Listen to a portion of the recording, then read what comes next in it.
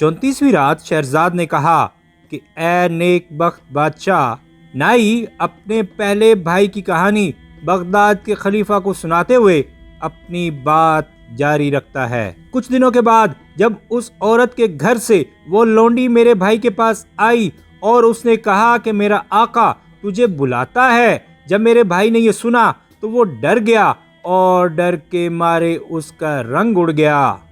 तो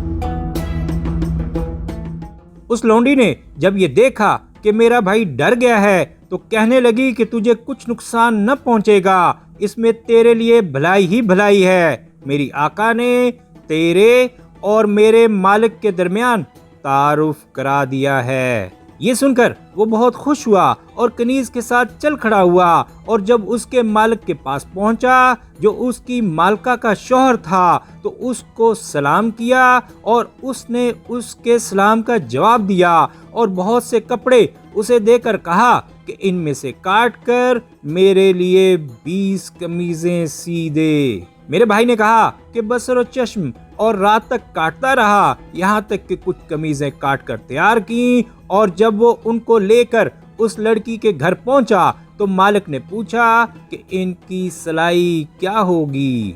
मेरे भाई ने कहा 20 दिरहम। लड़की के शौहर ने कनीज को आवाज दी और कहा कि 20 दिरहम ले आ। अब उस लड़की ने मेरे भाई की तरफ इशारे से कहा कि मेरे शौहर से कुछ मत ले। मेरे भाई ने मालिक से कहा वल्लाह मैं तुझसे अभी कुछ न लूंगा और अपना सामान लेकर वहां से चला गया। अगले दिन बाकी की कमीजें सीने के बाद वो उनको लेकर उसके घर गया और उनको उस लड़की के शौहर के हवाले करके उल्टे पांव वापस चला गया। लड़की अपने शौहर से मेरे भाई का सारा माजरा बयान कर चुकी थी और उन्होंने ये सलाह कर ली थी कि उससे बेउजरत दिए सिलवाएं और इस पर उसका मजाक उड़ाएं।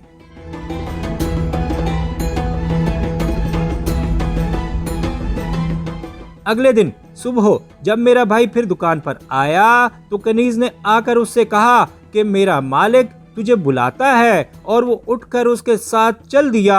जब वो मालिक के पास पहुंचा तो उसने कहा कि मैं चाहता हूं कि तू मेरे 5 शलोके काट कर सी दे। मेरे भाई ने उन शलोकों को सिया और उनको लेकर मालिक के पास गया। उसने सिलाई पसंद की और उसने कनीज को आवाज दी कि वो दिरहमों की थैली लाए और मेरे भाई को उसकी मजदूरी दे। लड़की ने फिर अपने शौहर के पीछे से इशारा किया कि कुछ मत ले। मेरे भाई ने कहा ऐ मेरे आका जल्दी क्या है, बहुत वक्त पड़ा है, ले लूंगा। ये कहकर वो चल दिया। अब उसकी हालत गधे से भी बदतर थी क्योंकि 5 चीजें इकट्ठी हो चुकी थीं। इश्क, नादारी, भूख, बरहंगी और मुशक्कत, मगर वो अपने ऊपर जबर करके सबर कर रहा था। फिर उन्होंने उसके साथ एक चाल चली और बड़ी चालाकी और धोखेबाजी से उसकी शादी अपनी कनीज से कर दी और शादी की रात उससे कहा कि आज की रात आटा पीसने वाली चक्की के कमरे में जाकर सो, इसमें तेरी बेहतरी है। मेरे भाई ने इसको सच समझा और वो वहां जाकर सो गया। अब लड़की का शौहर चक्की के मालिक के पास गया और उससे साजिश की कि वो उसे चक्की में जोते। चक्की वाला आधी रात के वक्त पहुंचा और कहने लगा कि ये बैल आज रात बेकार खड़ा हुआ है और चक्की नहीं चलाता और अभी बहुत सी गंदुम बाकी है।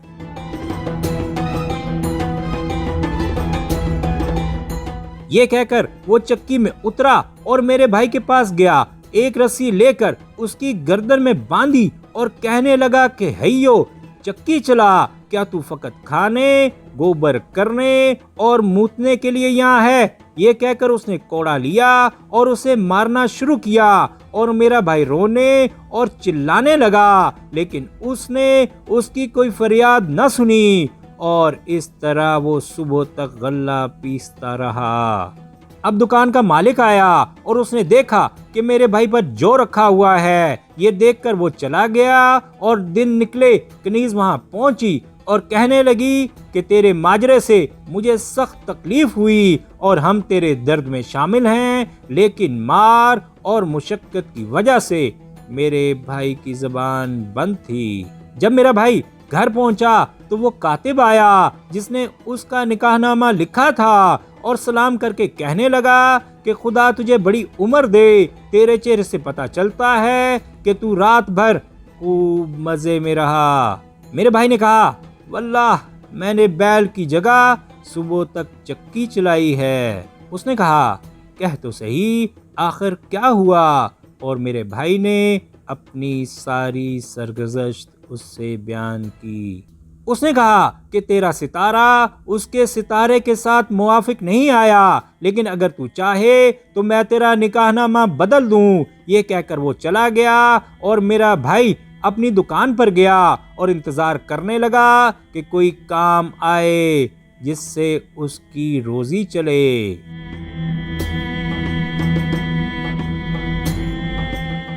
इतने में फिर वही कनीज पहुंची और कहने लगी कि मेरी मालका तुझसे कुछ कहना चाहती है।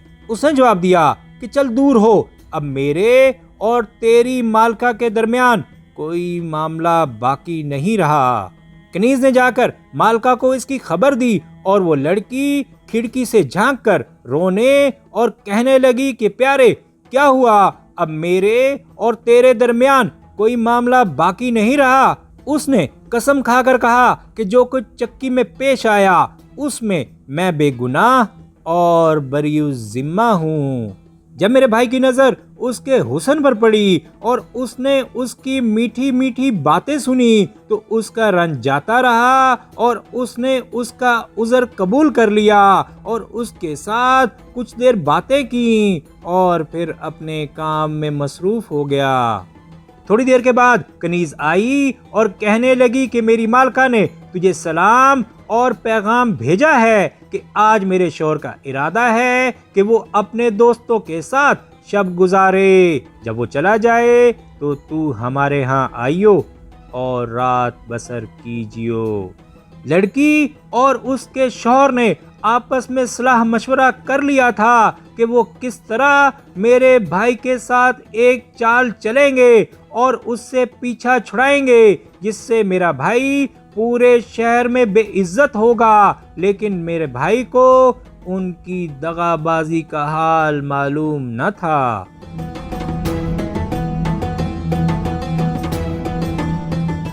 जब शाम हुई तो कनीज आई और मेरे भाई को अपने साथ ले गई। जब लड़की ने मेरे भाई को देखा तो कहने लगी कि ऐ मेरे आका, खुदा की कसम मैं तेरी बहुत मुश्ताक थी। अभी वो ये बातें कर ही रहे थे कि करीब के कमरे से लड़की का शौहर निकला और मेरे भाई से कहने लगा कि मैं तुझे पुलिस के हवाले किए बगैर न छोड़ूंगा।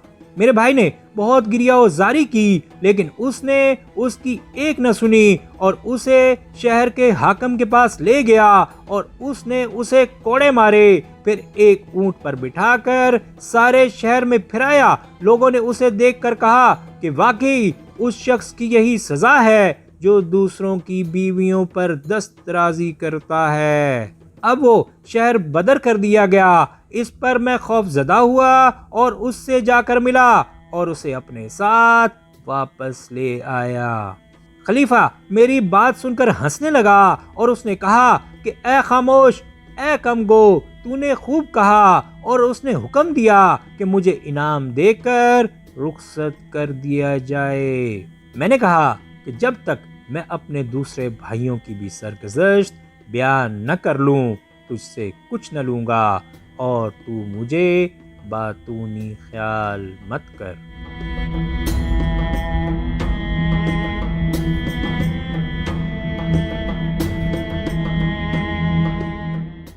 फिर मैंने खलीफा को मुखातब करके कहा, ए अमीरुल मोमिनीन, मेरा दूसरा भाई जो मफलूज है, एक दिन वो किसी काम के लिए जा रहा था कि एक बुढ़िया उसके सामने आई और कहने लगी कि ए मेरे आका, जरा ठहर जा और मेरी बातें सुन, जिनसे तेरा भला हो और तू ऐश की जिंदगी बसर करे।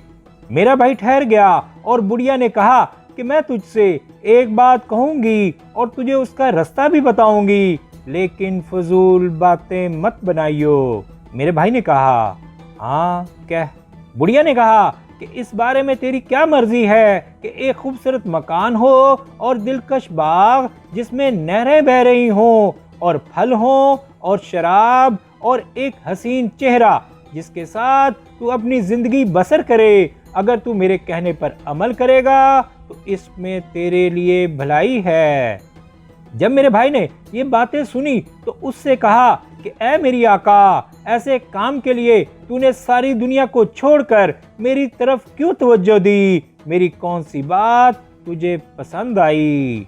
उसने जवाब दिया कि मैंने कहा न था कि फजूल बातें मत बनाइयो, बस खामोश रह और मेरे साथ चल। ये कहकर बुढ़िया एक तरफ चल दी और मेरा भाई उन चीजों की लालच में जो बुढ़िया ने उससे बयान की थी उसके पीछे पीछे हो लिया, यहाँ तक कि वो एक मकान में पहुंचे जो बहुत कुशादा था और जिसमें बहुत से नौकर चाकर थे।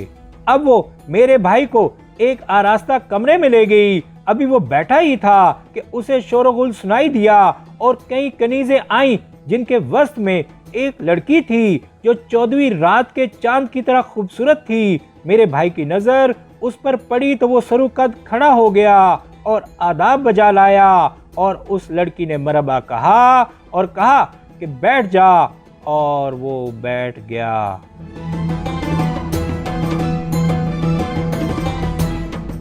अब उस लड़की ने खाना मंगवाया और उसके लिए बहुत अच्छा खाना लाया गया और वो सब खाने बैठ गए और वो लड़की मेरे भाई से मोहब्बत का इजहार भी करती और साथ साथ मजे मजे की बातें भी करती। मेरा भाई गधा कुछ भी न समझा, बल्कि शौक की ज्यादती की वजह से वो समझता था कि लड़की उस पर आशिक है और उसे पसंद करती है। जब वो लोग खाना खा चुके तो कनीजें शराब लाईं, उसके बाद वो तार वाले बाजे लाईं और गाने लगीं। अब मेरा भाई मजे में आ गया और उस लड़की के हाथ से एक प्याला लेकर पी गया। उसके बाद लड़की ने भी एक प्याला पिया। अब लड़की ने उसे एक प्याला और पिलाया। उसके बाद अचानक उस लड़की ने मेरे भाई की गर्दन पर मुक्का दे मारा।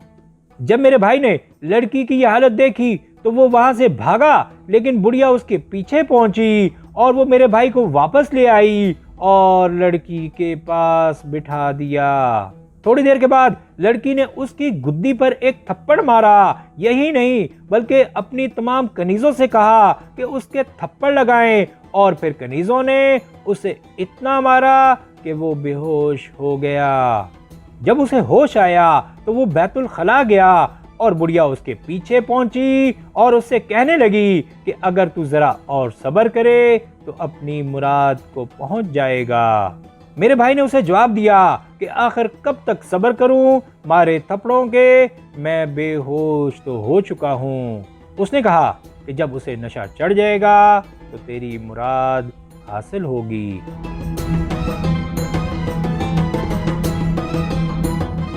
जब वो बैतुल खला से वापस आया तो लड़की ने अपनी कनीजों को हुक्म दिया कि वो उसे खुशबू लगाएं और उसके मुंह पर गुलाब छिड़कें, और उन्होंने ऐसा ही किया। अब लड़की ने कहा कि खुदा तुझे इज्जत बख्शे, तू मेरे घर आया और मेरी शर्त पूरी की। जो कोई मेरी मुखालफत करता है उसको मैं निकाल बाहर करती हूँ, और जो कोई सब्र करता है अपनी मुराद को पहुँचता है। मेरे भाई ने उससे कहा कि ऐ मेरी मालका, मैं तेरा गुलाम और तेरा फर्माबरदार हूँ। लड़की ने कहा तुझे मालूम होना चाहिए कि खुदा ने मुझे खेल कूद का गर्विदा बनाया है, इसलिए जो कोई मेरा कहना माने उसकी मुराद बर आएगी। अब उसने कनीजों को हुक्म दिया कि बुलंद आवाज से गाएं, यहाँ तक कि सारी मजलिस सरूर में आ जाए। फिर उसने एक कनीज से कहा कि अपने आका को ले जा। कनीज मेरे भाई को अपने साथ कमरे से बाहर ले गई। उसके बाद बुढ़िया भी कमरे से बाहर आई और उससे कहने लगी कि जरा और सब्र कर, अब थोड़ी ही कसर बाकी है। मेरे भाई ने बुढ़िया से कहा कि वो क्या चाहती है कि ये कनीज मेरे साथ क्या करे। बुढ़िया ने जवाब दिया कि मैं तेरे कुर्बान जाऊं, सिवाय भलाई के कुछ नहीं। वो ये चाहती है कि ये तेरी भवें रंगे और तेरी मूछें नोच डाले। मेरे भाई ने कहा कि भवों का रंग तो धोने से जाता रहेगा, मगर मूछों को नोचना जरा टेढ़ी खीर है।